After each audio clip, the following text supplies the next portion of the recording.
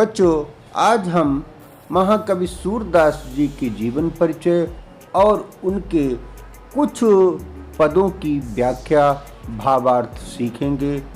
सूरदास जी भक्ति काल के एक बड़े कवि हुए हैं। उनका संबंध सगुण भक्ति शाखा से है। उनके पदों का संकलन अनेक प्रदेशों के पाठ्यक्रमों में है। आइए जानते हैं जीवन परिचय। सूरदास जी का जीवन परिचय। सूरदास जी का जन्म 1478 ईस्वी में रुनकता नामक गांव में हुआ था। आजकल यह गांव मथुरा आगरा मार्ग के किनारे स्थित है। कुछ विद्वानों का मत है कि उनका जन्म सीही नामक ग्राम में हुआ था। सूरदास के पिता का नाम रामदास था, जो कि एक महान गीतकार थे। उनके गुरुजी का नाम वल्लभाचार्य था। बाद में वे आगरा और मथुरा के बीच गऊ घाट पर आकर रहने लगे। सूरदास के जन्म से अंधे होने के विषय में मतभेद है। वे अकबर के समय के सबसे प्रसिद्ध कवि थे। वे अपने भजनों के जरिए सभी लोगों को कृष्ण के बारे में ज्ञान देते थे। सूरदास जी ने अकबर और महाराणा प्रताप जी को बहुत प्रभावित किया था। सूरदास जी की मृत्यु 1580 ईस्वी में हुई थी। सूरदास 102 सालों तक जीवित थे। सूरदास ने अपने जीवन काल में कई ग्रंथ लिखे और काव्य पदों की रचना की। सूरदास जी की प्रमुख रचनाएं हैं। 5 ग्रंथ बताए जाते हैं। पहला है सूरसागर। वह सूरदास जी की प्रसिद्ध रचना है, जिसमें 1.25 लाख पद संग्रहित हैं, किंतु अब 7-8 हजार पद ही मिलते हैं। सूर सारावली, साहित्य लहरी, नल दमयंती और ब्याहलो इनकी अन्य रचनाएं हैं। पहला पद, चरण कमल बंदऊं हरि राई, जाकी कृपा पंगु गिरि लंघे, आंधर को सब कुछ दर्शाई, बहिरो सुने मूक पुनि बोले, रंक चले सिर छत्र धराई, सूरदास स्वामी करुणामय, बार बार बंदऊं तेहि पाई, चरण कमल बंदऊं हरि राई, जाकी कृपा पंगु गिरि लंघे, आंधर को सब कुछ दर्शाई। यह सूरदास जी का वंदना का पद है। इसमें उन्होंने भगवान कृष्ण के चरण कमलों की वंदना की है। वे कहते हैं, जिस पर श्री हरि की कृपा हो जाती है, उसके लिए असंभव भी संभव हो जाता है। हाथ पैरों से अशक्त लूला लंगड़ा व्यक्ति भी पर्वत को लांघ सकता है। जो व्यक्ति आंखों से अंधा है, जिसे दिखाई नहीं देता है, प्रभु की कृपा होने पर गुप्त और प्रकट सब कुछ उसको दिखाई देने लगता है। यह सब कुछ देखने की शक्ति उसमें आ जाती है। कानों से बहरा व्यक्ति सुनने लगता है। मुख से बोलने में असमर्थ यानी कि गूंगा व्यक्ति बोलने लगता है। गरीब, निर्धन, कंगाल व्यक्ति अपने सिर पर राज छत्र धारण कर लेता है, अर्थात राजा बन जाता है। ऐसे करुणा करने वाले दयालु प्रभु की वंदना भला कौन नहीं करेगा, अर्थात सब करेंगे। हम सबको भी ऐसे श्री हरि की वंदना करनी चाहिए, जिनकी कृपा से जो कार्य असंभव दिखता है वह संभव हो जाता है। सारी मुश्किलें दूर हो जाती हैं। इस पद में आए राई शब्द का अर्थ राजा है। पंगु शब्द का अर्थ लंगड़ा है। लंघे का मतलब है लांघ जाता है, अर्थात चढ़कर के पार हो जाता है। मूक यानी कि गूंगा, रंक यानी निर्धन कंगाल गरीब व्यक्ति, छत्र धराई यानी कि छत्र धारण कर लेता है, ते ही मतलब उनके, और पाई का अर्थ है चरण। अविगत गति कछु कहती न आवे, ज्यों गूंगो मीठे फल को रस, अंतर्गत ही भावे। परम स्वाद सब ही जू निरंतर, अमित तोष उपजावे। मन वाणी को अगम अगोचर, सो जाने जो पावे। रूप रेख गुण जाति जुगति बिनु, निरालंब मन चक्रित धावे। सब विधि अगम विचारहि तातों, सूर सगुन लीला पद गावे। अविगत गति कछु कहती न आवे, ज्यों गूंगो मीठे फल को रस, अंतर्गत ही भावे। इसमें महाकवि सूरदास जी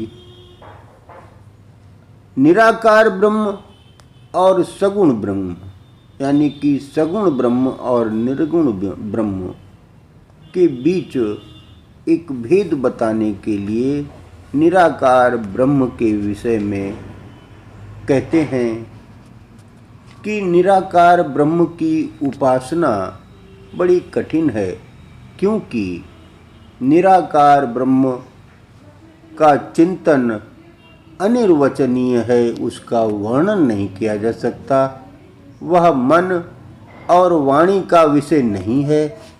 जैसे कि गूंगे को अगर मिठाई खिला दी जाए तो वह उसका स्वाद भला कैसे बताएगा, अर्थात वह उसका स्वाद नहीं बता पाएगा, लेकिन वह उसके रस का आनंद अंदर अंदर ही लेगा।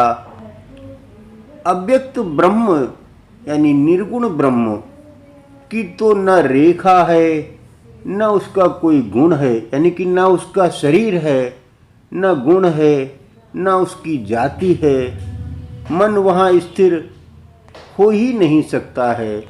वह तो सब प्रकार से अगम्य है, यानी कि उस तक पहुँचा नहीं जा सकता।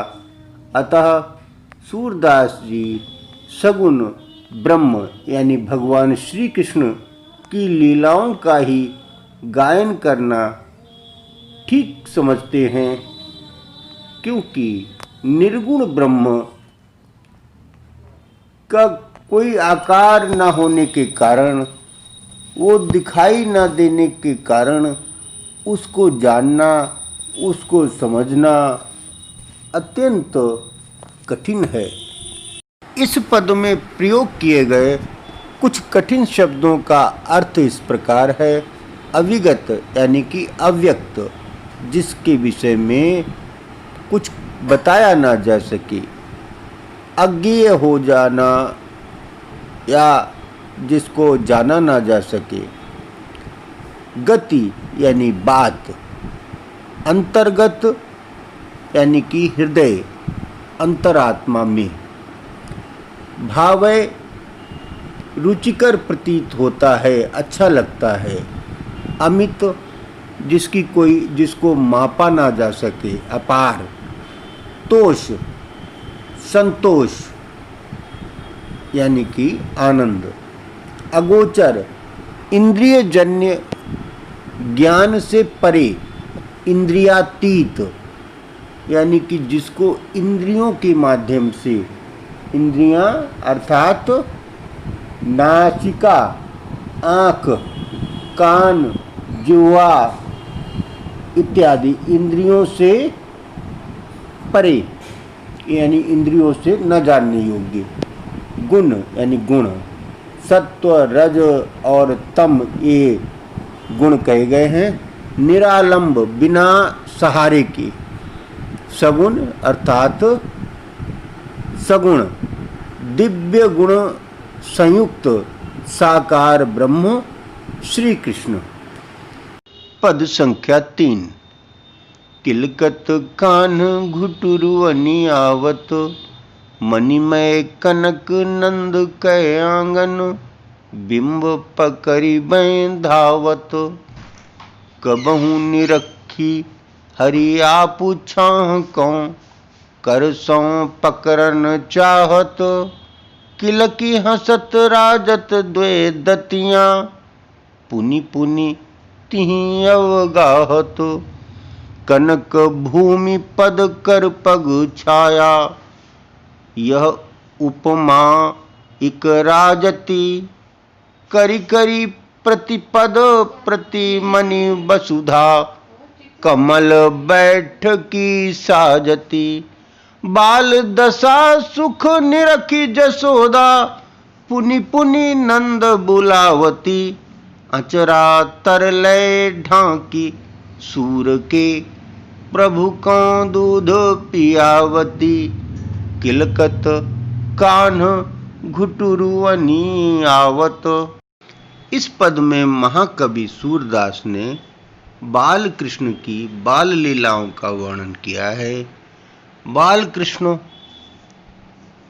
घुटनों के बल चल रहे हैं, किलकारी मारते हुए आते हैं। वे श्री नंद जी के मणि लगे हुए आंगन में, ऐसा आंगन है जिसमें मणियां लगी हुई हैं और मणियों में प्रतिबिंब दिखता है। इस प्रकार के आंगन में वे अपने प्रतिबिंब को पकड़ने के लिए दौड़ रहे हैं। कान्हा कभी अपना प्रतिबिंब देखकर उसे हाथ से पकड़ना चाहते हैं, कभी किलकारी मारते हैं।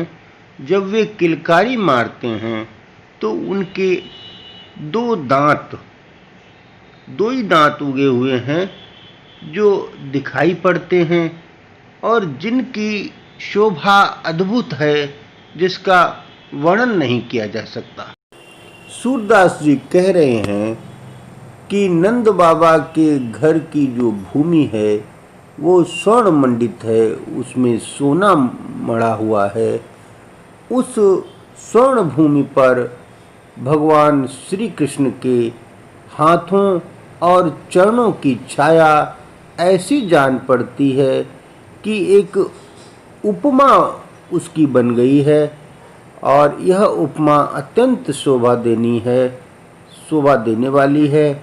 मानो पृथ्वी भगवान कृष्ण के प्रत्येक पद पर, प्रत्येक मणि में कमल प्रकट करके उनके लिए बैठने का आसन सजाती है। बाल कृष्ण की बाल लीलाएं अत्यंत आनंद देने वाली हैं। माता यशोदा उसका स्वयं तो आनंद ले ही रही हैं, वे बार बार श्री नंद जी को भी वहाँ आने के लिए कहती हैं कि वे वहाँ आएं और भगवान कृष्ण की बाल लीला का आनंद लें। ये बाल लीलाएं करते करते, आंगन में दौड़ते दौड़ते बाल कृष्ण थक जाते हैं। तब मैया यशोदा उनको गोद में उठाकर आंचल के नीचे ढक कर के दूध पिलाती है। बाल कृष्ण सूरदास के स्वामी हैं, उनके ईश्वर हैं और इस का वर्णन करते हुए सूरदास जी को अत्यंत आनंद का अनुभव हो रहा है। मैं अपनी सब गाई चरई हाँ, प्रात होत बल कै संग जई हाँ, तेरे कहीं न रही हाँ। ग्वाल बाल गाइन के भीतर, नै कहू डर नहीं लागत। आजू न सोबा नंद दुहाई, रैनी रहोगो जावगत। आजू न सोबा नंद दुहाई, रैनी रहोगो जागत। और ग्वाल सब गाय चरई हैं, मैं घर बैठो रहे हूँ। सूर श्याम तुम सोई रहो, अब प्रात जान मैं दय हूँ। मैं अपनी सब गाय चरई हूँ। इस पद में महाकवि सूरदास जी ने बाल कृष्ण की बाल लीलाओं का वर्णन किया है। श्याम सुंदर यानी कि भगवान कृष्ण अपनी माता से कहते हैं, मैं अपनी सब गायें चराऊंगा। सवेरा होने पर दाऊ दादा के साथ मैं गायें चराने जाऊंगा। तेरे कहने से मैं घर पर नहीं रहूंगा। ग्वाल बालों के तथा गायों के बीच में रहने से मुझे तनिक भी भय नहीं लगता है। मैं नंद बाबा की शपथ लेता हूँ कि आज मैं रात भर जागता रहूँगा, सोऊंगा नहीं। तुम क्या सोचती हो, दूसरे सारे ग्वाल बाल गायें चराएंगे और मैं घर पर बैठा रहूं? ऐसा कदापि नहीं हो सकता। अब से मैं भी अपनी गायें चराने जाया करूंगा, सारी गायें चराऊंगा। मैं सारी रात जागता रहूंगा। जैसे ही सवेरा होगा मैं अपनी गायें लेकर के ग्वाल बालों के साथ में गायें चराने को जाऊंगा। यह बाल कृष्ण माता यशोदा से कह रहे हैं, हठ कर रहे हैं, जिद कर रहे हैं। सूरदास जी कहते हैं कि माता बोली, हे श्याम, अब तुम सो जाओ, मैं तुम्हें सवेरे गायें चराने के लिए जाने दूंगी, रोकूंगी नहीं। पद संख्या 5। मैया हाँ न चरई हाँ गाय, सिगरे ग्वाल घिरावत मोसों, मेरे पाई पिराई। जो न पत्याही पूछी बल दाऊही, अपनी सौह दिवाई। यह सुनी माई जसोदा ग्वालनी, गारी देती रिसाई। मैं पठवती अपने लरिका को, आवई मन बहराई। सूर श्याम मेरो अति बालक, मारत ताही रिंगाई। मैया हाँ न चरई हाँ गाई।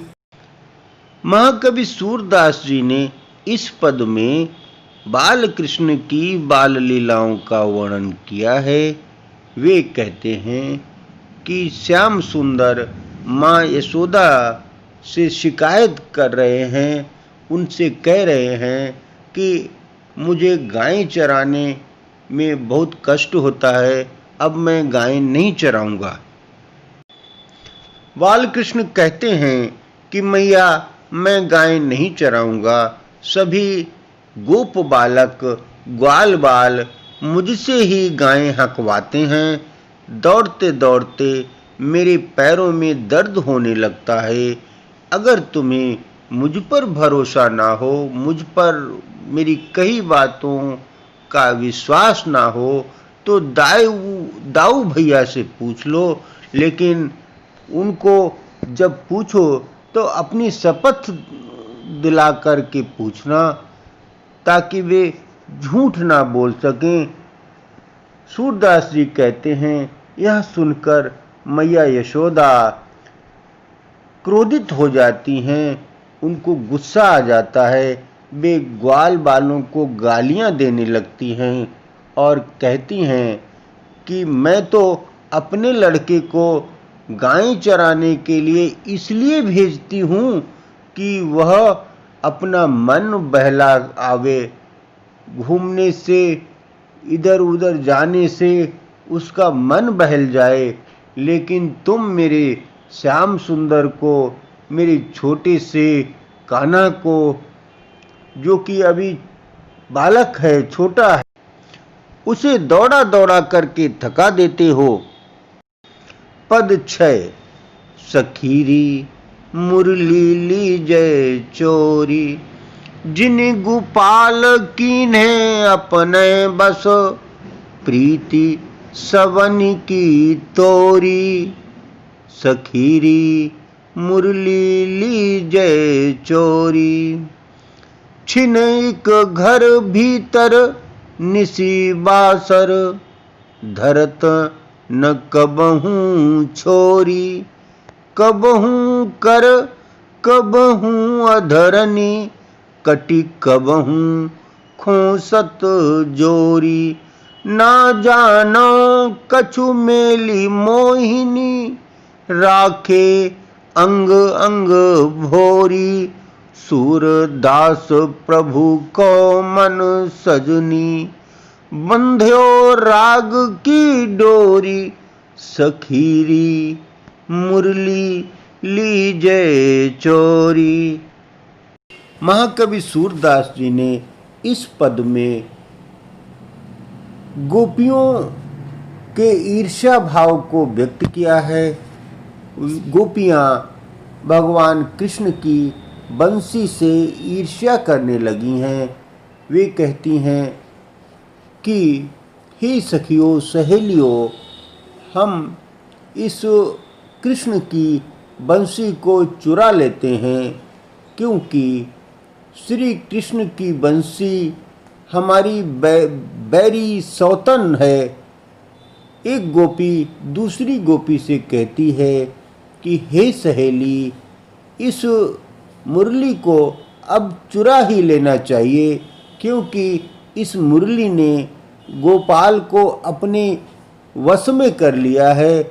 उन्होंने उसे इतना आकर्षित कर लिया है, इतना वशीभूत कर लिया है कि वे हम गोपियों को भूल गए हैं। गोपी कहती है कि कृष्ण चाहे घर में रहें या बाहर ही रहें, वे एक क्षण को भी अपनी बंसी अपने पास से दूर नहीं हटाते हैं, उसको छोड़ते नहीं हैं। कभी वे इसे अपने हाथ में पकड़े रहते हैं, कभी होठों पर लगाए रहते हैं, कभी कमर में खोस लेते हैं। इस तरह से श्री कृष्ण हर समय बंसी को अपने निकट रखते हैं, अपने करीब रखते हैं। श्री कृष्ण उसे कभी अपने से दूर नहीं होने देते हैं। इसलिए ऐसा लगता है जैसे कि श्री कृष्ण गोपियों की तुलना में बंसी को अधिक महत्व दे रहे हैं। गोपी कहती है कि पता नहीं बंसी ने ऐसा कौन सा मोहिनी मंत्र श्री कृष्ण पर चला दिया है, जिससे श्री कृष्ण उसके वश में हो गए हैं। सूरदास जी कहते हैं कि गोपी कह रही है कि हे सजनी, इस बंसी ने श्री कृष्ण का मन प्रेम की डोरी में बांधकर कैद कर लिया है। इसलिए वापस श्री कृष्ण का प्रेम पाने के लिए यह जरूरी है कि इस बंसी को उनसे दूर कर दिया जाए। इसलिए इस बंसी को चुरा लेना चाहिए, तभी कृष्ण वापस हम गोपियों से प्रेम करने लगेंगे। प्रिय विद्यार्थियों, आपके पाठ्यक्रम में सूरदास जी के 11 पद संकलित हैं। इन पदों में से 6 पदों की व्याख्या इस वीडियो में दी गई है।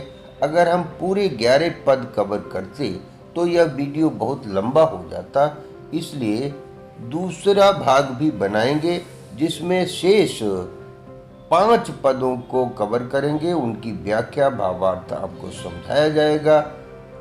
तब तक यदि किसी ने हमारे इस चैनल को सब्सक्राइब नहीं किया है तो कृपया वह इस चैनल को सब्सक्राइब कर ले।